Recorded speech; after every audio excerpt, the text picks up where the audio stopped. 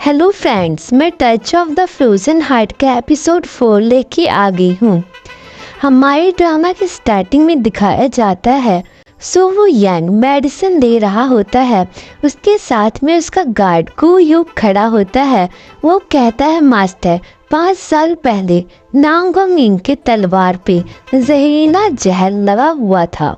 सौभाग्य से नानचेयांग की आत्मा विभाजन घास से दुर्लभ जहर इसे दबाने में सक्षम था। आपको अब सचमुच दोबारा प्यार में नहीं पड़ना चाहिए, नहीं तो। यांग कहता है मुझे पता है क्या करना है क्या नहीं। गु यू कहता है यदि आप जानते हैं तो फिर आपने उसके घावों पे उपचार क्यों किया? आपके मन में अभी भी उसके लिए भावनाएं हैं। यदि आप ऐसा ही करते रहे तो आप अपनी जान गंवा देंगे। वो यांग कहता है आप क्या जानते हैं? उसका गार्ड कहता है मुझे लगता है आप जिद्दी हो रहे हैं। आप उसे अपने दिल से जाने नहीं दे सकते। वू यांग अपने मन में कहता है नांगोंग इंग, तुमने कहा था कि तुम मजबूर थे, लेकिन फिर भी तुमने पीस यान से शादी क्यों की? और आपका एक बच्चा भी है। अब हमें नांगोंग इंग की सीन दिखाई जाती है जहाँ पर इंग कहती है युवा जनरल पे अच्छे हृदय के हैं लेकिन उनके कार्य अयोग्यपूर्ण है। वो अपने मन में सोचती है अभी मैं उसे सच नहीं बता सकती। अब हमें एक मेड की सीन दिखाई जाती है जहाँ पर वो एंटीडोट ढूंढ रही होती है चैंग के लिए। वो कहती है लॉर्ड जी ने औषधि कहाँ पर छिपाई होगी। तभी उस कमरे में लॉर्ड जी आ जाते हैं और वो छुप जाती है। उसका एक सैनिक कहता है अब तो राजस्व मंत्री को भी नानजियांग के राजा ने अपने पक्ष में कर लिया है। महल से प्राप्त समाचार के अनुसार नांगोंग इंग ने अभी भी हमारी योजना के अनुसार काम नहीं किया है। इंग की मेड ये सब सुन रही होती है। लॉर्ड जी कहता है कि ऐसा लगता है कि वो बहुत देर से बाहर है और भूल गई है कि उसका मालिक कौन है। अब हमें इंग की सीन दिखाई जाती है जहाँ पर इंग को शक होता है उसके कक्ष में कोई है। वो सावधानी से कैंची अपने हाथ में पकड़ती है और तेजी से पीछे की तरफ मारती है। वहाँ पर वू यांग होता है और वो उसका हाथ मजबूती से पकड़ लेता है। इंग हैरान हो जाती है। वो यांग कहता है कि ये आप हैं, आप यहाँ किसके होने की उम्मीद थी? वह उसके हाथ से कैंची को नीचे फेंक देता है। वो उसके हाथ पकड़ लेता है और कहता है क्योंकि आपका घाव अभी तक ठीक नहीं हुआ है इसलिए सावधान रहें। और वो वहाँ पड़ी हुई दवाइयों को देखता है और ये कहता है कि ये दवाइयाँ किसने भेजी? इंग अपना हाथ उसके हाथ से छुड़ा लेती है। इंग कहती है गु यू अभी इसे लेकर आए हैं। वो यांग कहता है गु यू वह असभ्य आदमी, उसके पास कौन सी अच्छी दवाई हो सकती है? वो अपने कपड़े से एक दवाई निकालता है और कहता है कि आप इसे लें। इंग कहती है महाराज ये इतनी अच्छी दवा है तो आपको इसे अपने लिए ही रखना चाहिए। पर वू यांग उस दवा को उसके हाथ में रख देता है। इंग उसको देखती है। वू यांग कहता है अब और सब नहीं। इंग बैठती है और पूछती है क्या आपका घाव ठीक हो गया? यांग कहता है ये तो बस एक पुरानी चोट है जो उभर आई है, आप अपने काम से काम रखो। इंग कहती है पुरानी चोटों पर भी ध्यान देने की जरूरत होती है। तो फिर आपको मेरी परवाह है? क्योंकि आपको मेरी इतनी ही परवाह है तो आओ और मुझे किस करो। वो उसको पकड़ता है और कहता है क्या तुम मुझे किस भी नहीं दे सकते या फिर मेरे प्रति आपकी चिंता झूठी है? इंग बहुत पहले की बात सोचने लगती है जहाँ पर इंग और वू यांग की बचपन की सीन दिखाई जाती है जहाँ पर इंग वो से कहती है आओ मैं तुम्हें वह बचपन का खजाना दिखाऊं जो मैंने छिपा रखा है या मेरी माँ ने मुझे बताई थी।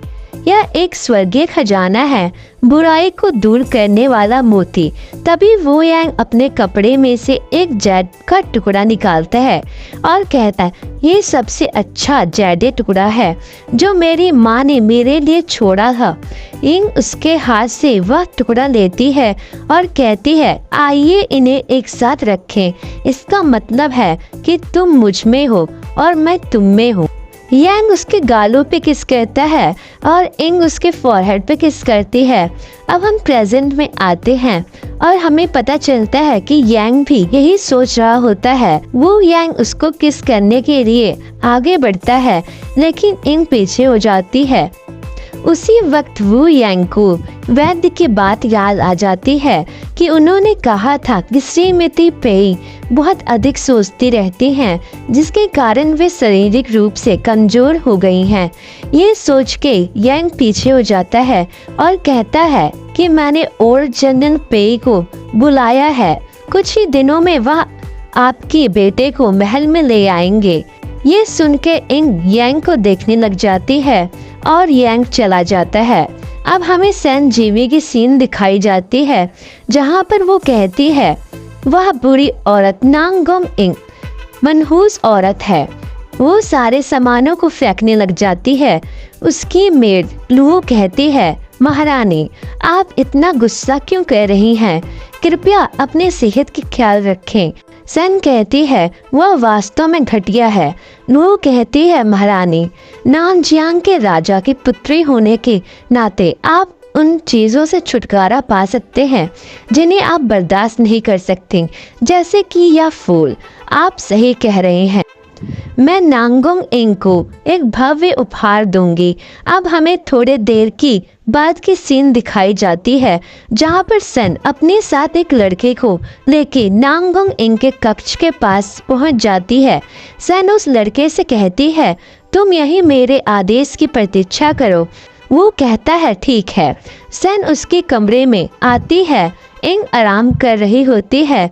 वो उसके गले के पास चाकू रखती है और इंग उसी वक्त उठ जाती है। सैन कहती है, आपका चेहरा कितना सुंदर है। मुझे कोई आश्चर्य नहीं है कि युवा जनरल पेसियान और महामहिम दोनों ही आपसे इतने मोहित हैं। मैं पहले तुम्हारा चेहरा खराब कर दूंगी, फिर तुम्हारी आंखें निकाल दूंगी और तुम्हारी फिर नाक काट दूंगी।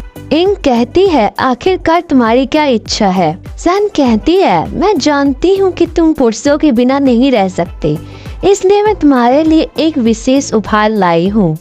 वह राजधानी में एक प्रसिद्ध जिगोलो है। मैं गारंटी देती हूँ कि वह तुम्हें संतुष्ट करेगा। इंग उसकी बातों को सुनकर हंसने लगती है। सैन परेशान होकर पूछती है, तुम हंस क्यों रही हो? इंग कहती है, मैं तुम्हारी मूर्खता पर हंस रही हूँ। जितना अधिक आप ऐसा करेंगे, उतना ही आप महारानी बनने से दूर हो जाएंगे। महामहिम और मैं एक साथ बड़े हुए हैं, मैं उन्हें सबसे बेहतर जानती हूँ। इंग उसके पास आकर उसके कान में कहती है कि महाराज को इससे बढ़कर कुछ और पसंद नहीं। वो उसके हाथ से चाकू को ले लेती है और उसके गले के पास रख देती है। अब हमें यांग की सीन दिखाई जाती है, जहाँ पर मंत्री यू कहते हैं, महाराज महारानी का पद वर्तमान में रिक्त है, जिससे दरबार में अस्थिरता पैदा हो रही है। लोगों में अफवाहें फैल रही हैं। मैं विनम्रता पूर्वक आपसे अनुरोध करता हूँ कि आप राजकुमारी सैन को शीघ्र ही महारानी नियुक्त करें, ताकि शाही वंश आगे बढ़ सके। यांग कहता है, मंत्री यू, मैं देख रहा हूँ कि आप अधिक से अधिक सक्षम होते जा रहे हैं। तुम तो मेरे निजी मामलों में भी दखल देने की हिम्मत करते हो। मंत्री नीचे झुकता है और कहता है, महाराज स्वर्ग के अंतर्गत कोई भी निजी मामला नहीं होता। मैं आपसे पुनर्विचार करने का अनुरोध करता हूँ। यांग अपने हाथ में पकड़ी किताब को उसके ऊपर फेंकता है और कहता है, आप राजस्व मंत्रालय में अनाज की कमी होने के कारण लोग प्रभावित हो रहे हैं। यांग उसके ऊपर जोर से किताब मारता है, यड़ा होता है और कहता है, राजस्व उपमंत्री के रूप में आप अपने कर्तव्यों पर नहीं बल्कि मेरे हरम पर ध्यान केंद्रित करते हैं, या शायद आपको सम्राट बनना चाहिए। मंत्री कहता है, नहीं महाराज, मैं हिम्मत नहीं कर सकता। वू यंग कहता है, राजस्व विभाग के उप मंत्री वो किंग सांग को शाही दरबार में दुर्व्यवहार के अपराध में 30 छड़ी से मारने की सजा सुनाई जाती है। जी महाराज। अब हमें इनकी सीन दिखाई जाती है जहाँ पर वो सेन के गले पर चाकू रखी हुई रहती है। इंग कहती है, यह सुंदर चेहरा सचमुच देखने लायक है। अगर मैं तुम्हारे चेहरे पे निशान बना दूं तो क्या तुम फिर भी महारानी बन सकोगी? मैंने आपके लिए एक भव्य उपहार भी तैयार किया है। मैं गारंटी देती हूँ कि आप संतुष्ट होंगे। इंग बहुत गुस्से में होती है। वह उसके हाथ बांध देती है और उसको चाकू से डराती है। अब हमें यांग की सीन दिखाई जाती है जहाँ पर गु यू कहते हैं, मास्टर, राजकुमारी सेन नांगोंग इंग के घर पे गई है। यांग कहता है, तो क्या हुआ अगर वह गई है तो? इतना हंगामा क्यों मचा रही हो? गु यू कहता है, और उनके साथ एक मृत्यु दंड की सजा पाए हुए कैदी भी उनके साथ है। यांग कहता है, सजा पाने वाला कैदी? यांग वहाँ से चला जाता है। गु यू अपने मन में कहता है, जैसे अंदाजा था, सिर्फ एक ही इंसान है जो मास्टर को हिला सकता है और वो है नांगोंग इंग। अब हमें इंग की सीन दिखाई जाती है जहाँ पर वो लड़का कहता है, बाहर आओ मेरे प्रिय संजीवी। वो उसके साथ जबरदस्ती करने की कोशिश करता है। इंग अपने मन में कहती है, कैसे लग रहा है? अब महसूस हो रहा है ना बेइज्जती का असली मजा?